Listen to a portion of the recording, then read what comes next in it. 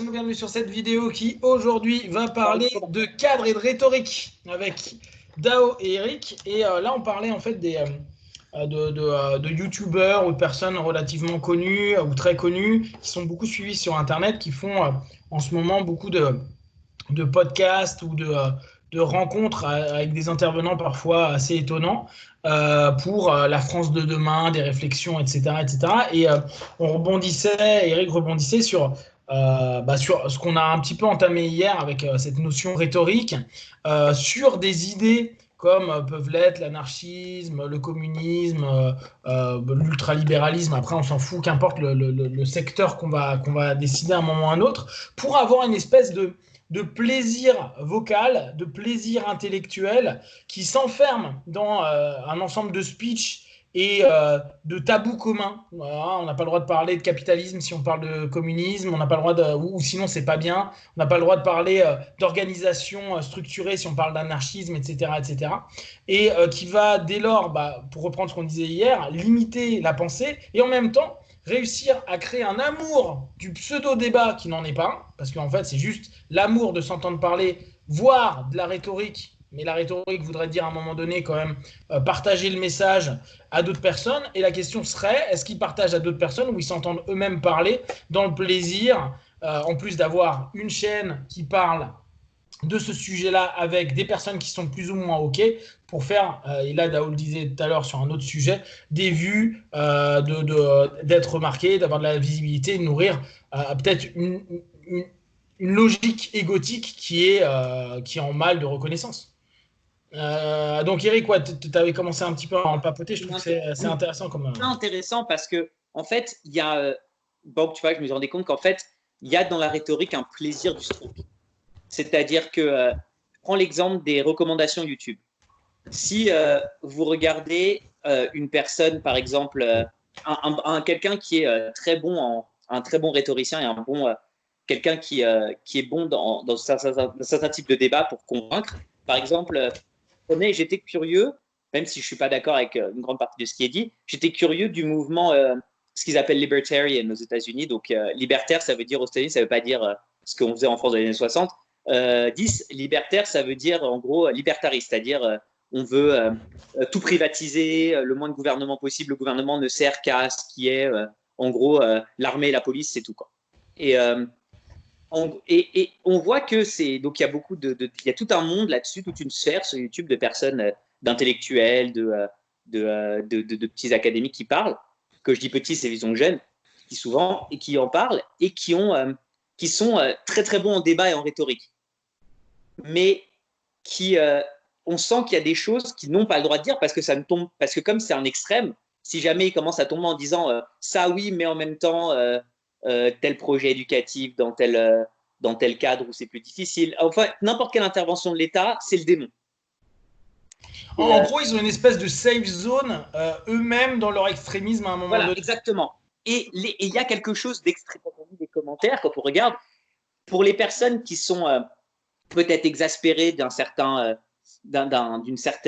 comment dire, montée d'une gauche radicale insupportable aux États-Unis, qui est l'autre extrême, d'accord, alors le terme néo-marxiste, je l'aime pas trop, mais il va dire hyper politiquement correct, etc.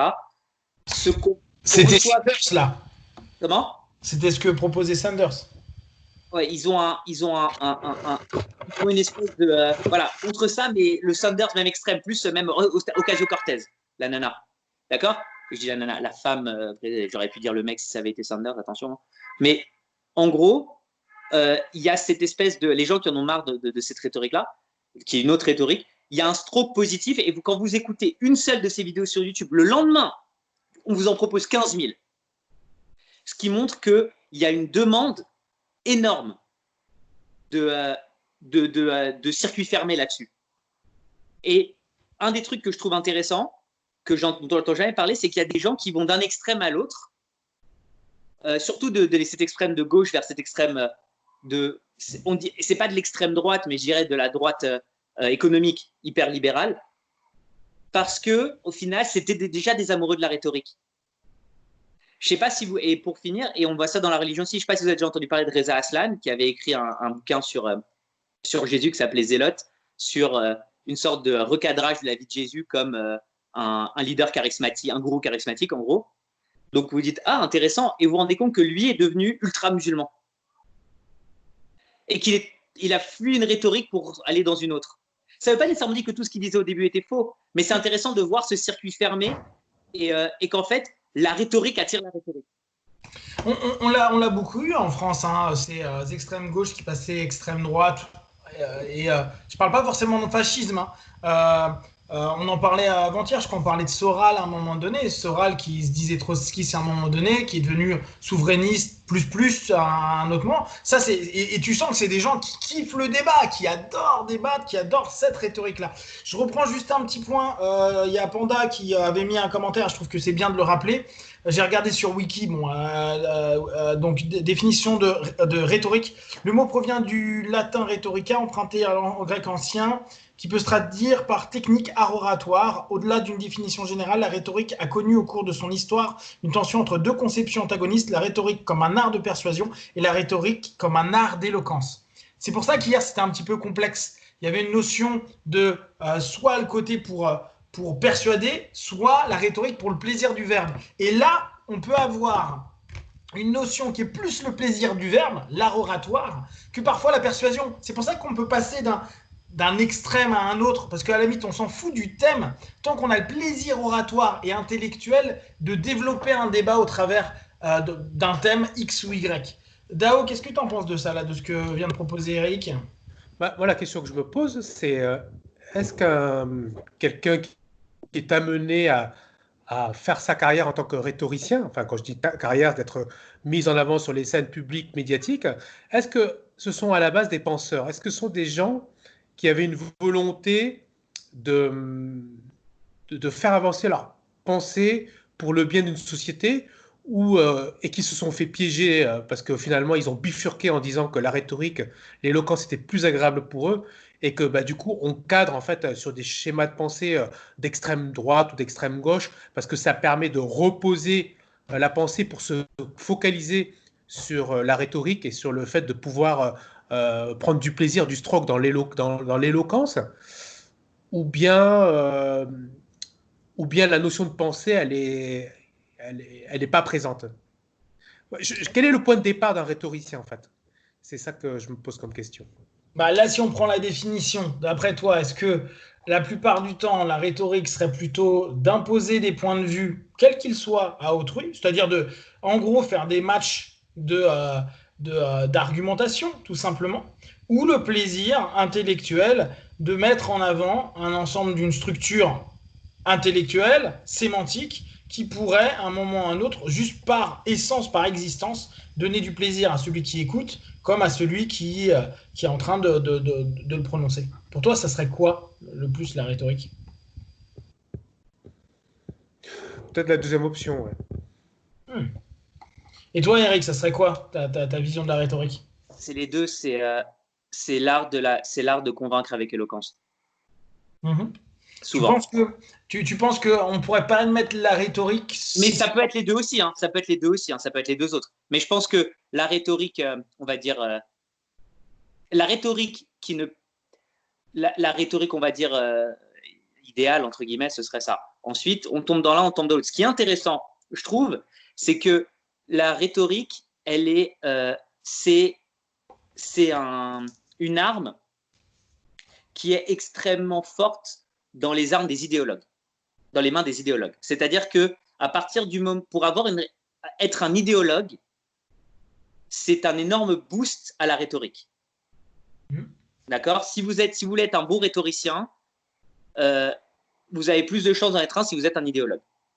Si vous êtes séduit par l'idéologie, le concept d'idéologie.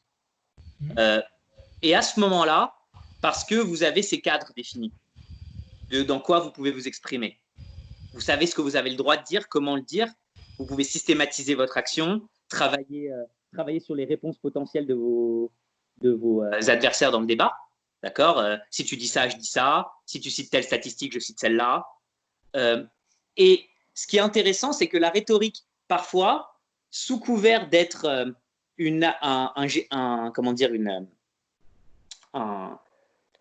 un débat de faire sous couvert d'être utilisé dans le but de créer un avancement de la pensée, une progression de la pensée, elle est souvent faite pour asseoir un type de pensée. Et je pense que c'est cette confusion qui est difficile pour certaines personnes. Ils vont dire ah, telle personne gagne les débats, donc elle a raison. Et il y a une vraie différence entre gagner un débat et avoir raison, ou être en tout cas le plus proche de la vérité, on va dire. Mais la rhétorique ne cherche pas la vérité. Là, je trouve que la définition est Mais elle intéressante. s'en cache souvent. C'est-à-dire que souvent, elle prétend le faire. C'est-à-dire que prenons un rhétoricien actuel, Mélenchon, d'accord? On prend quelqu'un comme Mélenchon, Jean-Luc Mélenchon, très bon rhétoricien, ou ça aurait pu être Éric Zemmour. Hein. Je pense que c'est les deux en ce moment qui brillent le plus au niveau médiatique, d'accord, de chacun des côtés, de chacun de leur côté. Au final, les deux défendent une certaine forme d'idéologie et sous couvert de rhétorique essayent de te convaincre, de te faire, enfin, sous couvert de rhétorique, font croire qu'ils sont en train de faire avancer le débat d'idées. Alors qu'en réalité, ils sont en train de défendre quelque chose qui a déjà été construit. Ouais, là on est vraiment dans cette notion, et tu l'as bien dit, d'asseoir une idée, de défendre un point de vue. Et effectivement, il y a cette espèce d'hypocrisie qu'il peut y avoir à dire je dis la vérité. Et d'ailleurs, beaucoup de politiques vont dire, vont partir sur cette idée du vrai, vous le savez vraiment, ce qui est réellement les choses, alors qu'il n'y a pas de réellement du tout. Là où moi j'ai vu de très très bons, et ça répond, quoi, ça revient à ce que tu disais avec les personnes qui maîtrisent notamment les dogmes, j'avais vu de la rhétorique en Afrique de l'Ouest avec des musulmans versus chrétiens. Et chacun qui reprend les livres de l'autre pour commencer à faire un débat, mais qui est fabuleux. Tu sais que c'est pas pour... Là, tu sais que c'en est un qui veut battre l'autre, entre guillemets, dans sa croyance et dans sa foi. Mais qu'importe, le niveau et le questionnement... Alors, et c'est là où on vient sur les questionnements illusoires, genre... je te pose une question comme si j'étais intéressé, alors que ma question est déjà orientée au travers d'une réponse que tu ne peux pas nier, parce que j'ai mis un ensemble d'arguments dans ma rhétorique qui fait que j'assois déjà mon idée, ma suggestion et mon organisation, et que les personnes qui écoutent vont rester là-dessus, et ta question, en fait, elle est juste une confirmation de ce qui a été proposé. Dao, qu'est-ce que tu en penses de ce que propose, de ce que partage Eric là? L'autre question que je me pose, c'est quel frein va proposer un abus de la rhétorique pour un penseur ou un idéologue? C'est-à-dire que le fait de s'engouffrer sur la voie de la rhétorique, dans quelle mesure ça présente des risques sur le fait de diverger de l'évolution de sa pensée et de son idée, pour qu'elle soit adaptée? Parce que un rhétoricien comme Mélenchon qui voit qu'à un moment donné, il ne peut pas obtenir plus de voix, plus d'assises en fait par rapport à ses idées, est-ce qu'il peut se poser des questions sur le fait de s'être enfermé dans ce rôle de rhétoricien va empêcher de faire évoluer son idée et ce qu'il porte pour se répandre un peu plus et pour convaincre finalement plus de voix, plus d'avis? Donc là, c'est savoir si le discours rhétorique que tu mets au travers d'un dogme auquel tu crois va à un moment ou à un autre te limiter par rapport à la résultante de la rhétorique que tu vas avoir et savoir à quel point ça peut être limitant à un moment donné, c'est ça? Oui. Moi, j'ai quelque chose pour ça. Ouais, vas-y, Eric. Je pense que Dao, tu as tendance à penser que le résultat compte plus que la rhétorique pour ces gens-là. Dans le sens où Mélenchon, un vrai idéologue, l'idée de gagner autrement que faire la révolution, c'est inacceptable. C'est nul. C'est comme si c'était rien. Toi, tu vas dire non, mais c'est quand même pas mal. On a gagné 60%, tu vois, 60-40, c'est plutôt pas mal. C'est un bon deal. En plus, sans gagnant. Non, c'est 100 ou rien. Et c'est là que il y a parfois une incompréhension. C'est que il y a les idéologues ne cherchent pas à être ne serait-ce qu'un léger avantage. Ils veulent tout. Et ils ont cette capacité à croire que un jour, il y aura tout. Et c'est ce qui fait que quand ils prennent le pouvoir, ce qui n'arrive pas si souvent, mais ça arrive, ben, on ne fait pas d'omelette sans casser des œufs, il y a du sang partout. Et ils préfèrent et c'est pour ça que tous les idéologues, que ce soit les idéologues fascistes, les idéologues économiques, les idéologues communistes, vont, au bout d'un moment, quand tu les pousses suffisamment, vont dire oui, mais ben, y a des gens qui vont mourir. Ouais, et la rhétorique, je pense, on voit les. Donc tu parles de ce piège de la rhétorique, mais pour eux, le piège, ils vont dire que le piège, c'est le compromis. Je pense qu'il y a un truc intéressant dans la rhétorique. Après, je vous laisse la parole. Je pense qu'il y a un truc intéressant dans la rhétorique, qui est que la rhétorique peut aussi être, parce que là on parle de ses effets négatifs, elle peut aussi avoir beaucoup d'effets positifs, parce que la rhétorique est extrêmement forte pour rompre les patterns, de façon brutale et rapide, d'accord, d'un coup. Ça a un côté un peu koan zen. Dire à quelqu'un, justement, presque dire le son d'une main qui claque, c'est de l'anti-rhétorique. Mais c'est presque une forme de rhétorique. Et dire à quelqu'un, par exemple, je prends un exemple tout simple. Imaginons quelqu'un qui a un rapport aux femmes, qui est un homme qui aurait un rapport aux femmes extrêmement malsain, d'accord, abusif. L'idée de dire à quelqu'un qui est avec quelqu'un, imagine que un truc bête, imagine que c'est ta mère ou ta sœur. Ça peut créer, c'est complètement rhétorique parce que le problème il n'est pas basé là-dessus, mais ça peut faire naître quelque chose très brutalement, très vite, sans beaucoup d'efforts. Voilà. Ok, là, moi, ce que je relève du questionnement de Dao, c'est plus, par essence, une idée ou une idéologie, elle est biaisée, elle est plus ou moins proche d'une vérité, mais quelqu'un qui est dans de la rhétorique, il s'en bat les couilles de la vérité. Voilà, c'est ça que je veux dire. Il s'en bat vraiment les couilles. Lui, ce qu'il veut, c'est partager une idée. Donc, dans ton questionnement qui revient à celui d'hier, qui était les pièges de ça, mais c'est parce que toi, tu as l'impression que quelqu'un qui va discourir, il dit la vérité. Que quelqu'un qui va défendre une opinion, combien de personnes défendent leurs opinions en modifiant des éléments de réalité qu'ils savent, c'est-à-dire des statistiques, ou qui réinterprètent des choses, ou qui réinterprètent un truc que tu as toi-même dit. Les gens cherchent dans la rhétorique, tu ne cherches pas la vérité. Il n'y a rien qui cherche la vérité. On n'est pas dans une recherche de partage de vrai. On est dans une quête de soit avoir un style pour partager de l'info, soit avoir raison. Mais tu peux avoir raison en ayant complètement tort. On le voit bien. Il y a plein de gens, et là, si on prend les extrémismes, on prend le nazisme, bah, il a eu raison alors que fondamentalement, il a tort. Mais sa rhétorique, elle est passée crème. On cherche absolument pas la vérité dans la rhétorique. Toi, tu as l'impression que quand tu discours ou que tu défends une idée, tu es dans la vérité?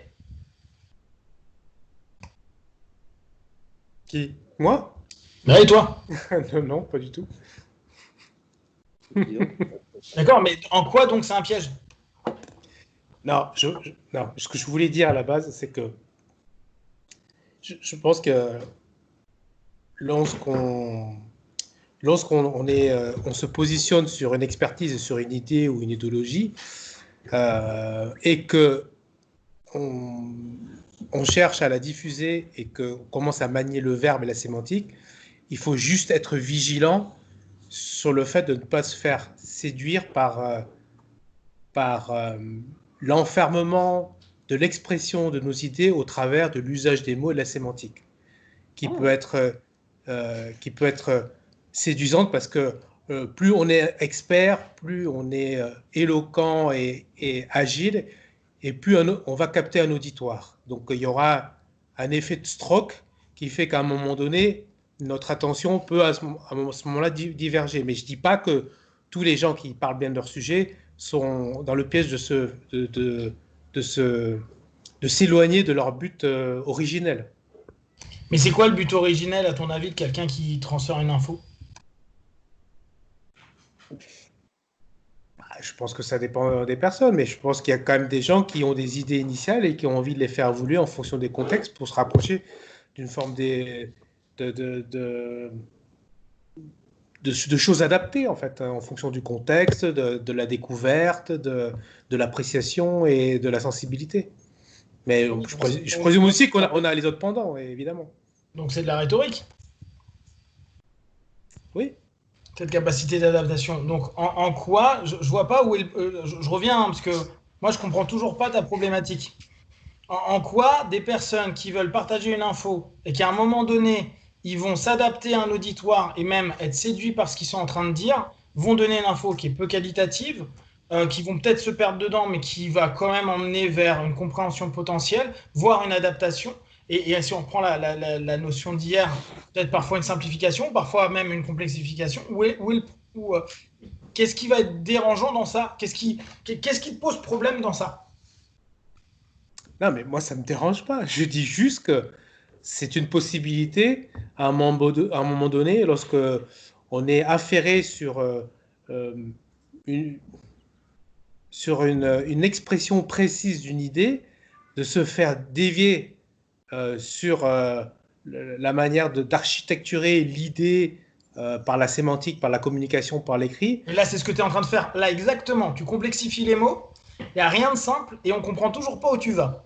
Là, c'est exactement ce que tu es en train de décrier. Explique-moi. Est-ce que ce que tu es en train de dire, Voilà, problématique. voilà. est-ce que tu es en train de problématique là. Enfin, en quoi, toi, ça t'éveille une question? Non, mais moi, ça me met une question dans le sens où à, à quel moment, moi, j'arrive à me piéger rien que sur le fait des mots que je formule, c'est tout. Enfin, Mais parce que toi, derrière, ton objectif, c'est quoi? Je reviens dessus. Si on ne sait pas ton objectif, on s'en fout que tu aies une bonne rhétorique ou une mauvaise rhétorique. Quel est ton objectif quand tu es en train d'utiliser ces mots-là? bah, mon objectif, c'est de savoir si cette idée, elle est vraiment de moi. Quelle idée? À l'idée que je suis en train d'exprimer. D'accord. Et comment tu peux le savoir si tu n'as pas les sources? Bah oui. D'accord. Donc je vois pas le rapport avec la rhétorique. Bah, peut-être qu'il n'y en a pas. D'accord. Eric, tu voulais dire quoi? Est-ce que ce que tu es en train de dire, c'est quand tu te rapproches c'est quand tu essayes de. Pas ce bruit. Ah. Est-ce que tu essayes, est-ce que ce que tu es en train de dire, c'est. Une des questions que tu te poses, c'est.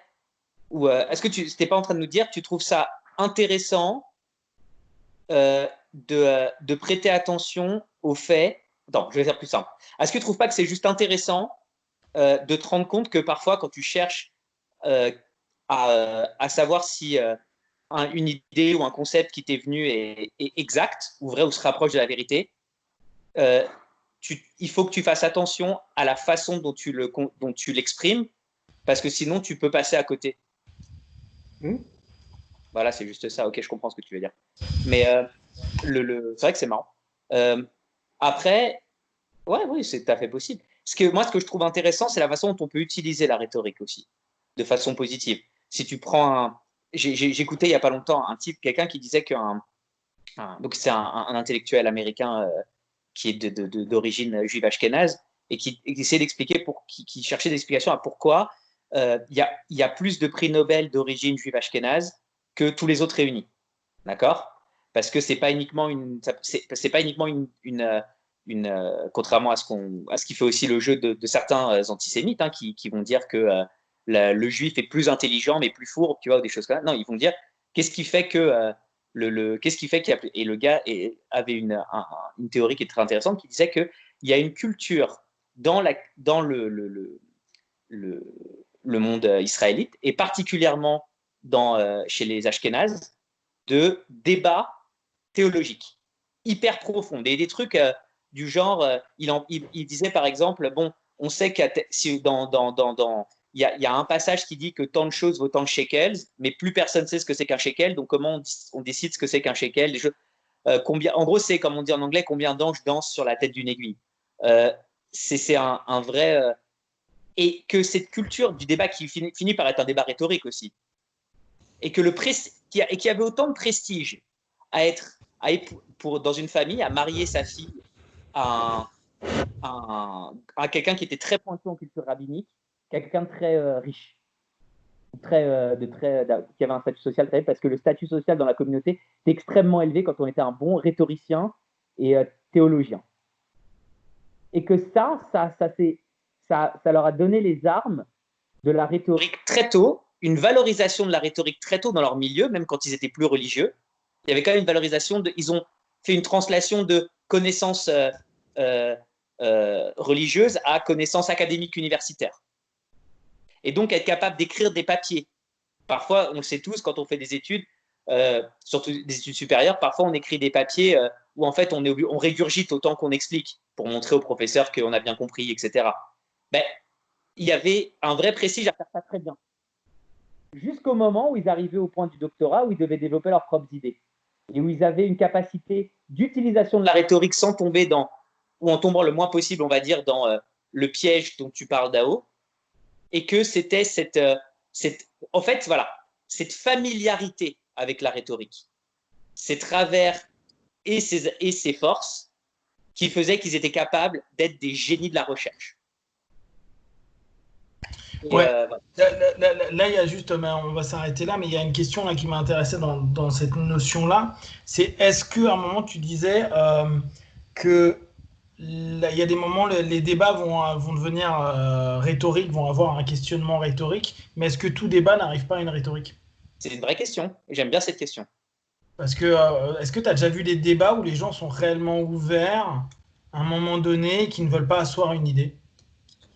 Alors, c'est très rare, et quand ça arrive, c'est souvent que le but n'est pas de décider si A ou B a raison, mais de savoir si si une certaine notion est vraie. Extérieure. Donc, moi, je me dis que c'est peut-être vrai, moi, je me dis que peut-être pas, et on va s'utiliser comme outil pour voir si c'est vrai ou pas. Donc, on a tous les deux gagné au final, si on prouve que c'est vrai ou que c'est faux. Parce qu'on a tous les deux participé à l'affirmation ou l'infirmation de cette idée. Et donc, il n'y a pas d'ego. Enfin, en tout notre ego, il est basé sur le fait de il faut que je te pousse pour que toi tu me pousses pour qu'on décide. Par contre, quand il y a moi je pense que A est vrai, moi je pense que A est faux et je vais te montrer que A est vrai, je vais te montrer que A est faux, pas est-ce que A est vrai ou A est faux, là tu tombes dans la rhétorique. Ouais, ça me paraît complexe. Faudrait qu'on regarde ça. Yes. Ok, bah merci pour ces idées donc et ces réflexions là sur la rhétorique, sur le verbe et la sémantique. Et puis on se revoit très vite. Ciao.